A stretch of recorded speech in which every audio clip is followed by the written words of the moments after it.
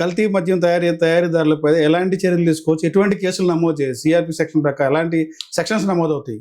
అండి, AP excise act 1969 section 34 clause A ప్రకారం తయారు చేసిన, విక్రయించిన, కలిగి ఉన్న, తాగిన, ఇంపోర్ట్ ఎక్స్పోర్ట్ చేసిన సెక్షన్ 34 క్లాజ్ ఏ ప్రకారం కేసు నమోదు చేస్తారండి. ఆ కేసు నమోదు చేసిన కేసుని నడిపించగలగాలి కదా. పెండింగ్ లో ఎందుకు ఉంటున్నాయి? ఇన్ని వేల కేసులు ఇప్పటికీ ఎక్సైజ్ కేసు, ప్రతిసారి ఎక్సైజ్ దాడులు జరుగుతాయి, ప్రతిసారి మనకి డ్రంక్ అండ్ డ్రైవ్ కేసులు పట్టుకుంటారు. మనకి 75% డ్రంక్ అండ్ డ్రైవ్ కేసుల్లో దొరుకుతున్నారు. దొరికిన వాళ్ళందరికీ శిక్షలు పడుతున్నాయండి. లేదు అంటే వ్యవస్థలు నాశనం చేయడమే కదా ఇది. ఒక్కసారి 2 సార్లు పనిష్మెంట్ ఇస్తే మూడోసారి సెటరేట్ అవుతారు కదా. పనిష్మెంట్ చేయడానికి కూడా నిలబడకుండా కేసుల్ని ప్రొలాంగ్ చేసుకుంటూ పోతున్నారు. ఇంకా శిక్షలు పడవంటే ఎక్కడి నుంచి పడతాయండి?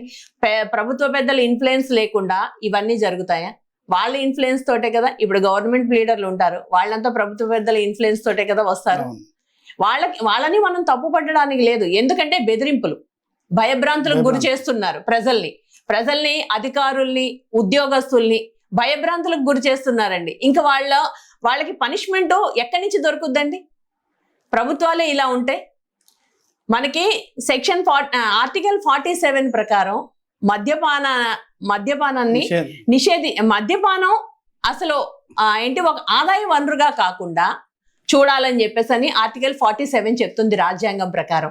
కానీ ఇప్పుడు ప్రభుత్వంలో ప్రధాన ఆదాయ వనరు మద్యమే అవుతుంది. ఆ రాష్ట్ర బడ్జెట్ లో 12% మద్యం ద్వారా వచ్చిన డబ్బే. అంటే దీన్ని బట్టి మనకు అర్థమవుతుంది కదా మద్యాన్ని ఎంత ఏరులై పారిస్తున్నారు ప్రభుత్వాలు అన్నది. ఇంతకంటే దారుణం ఉంటుందా?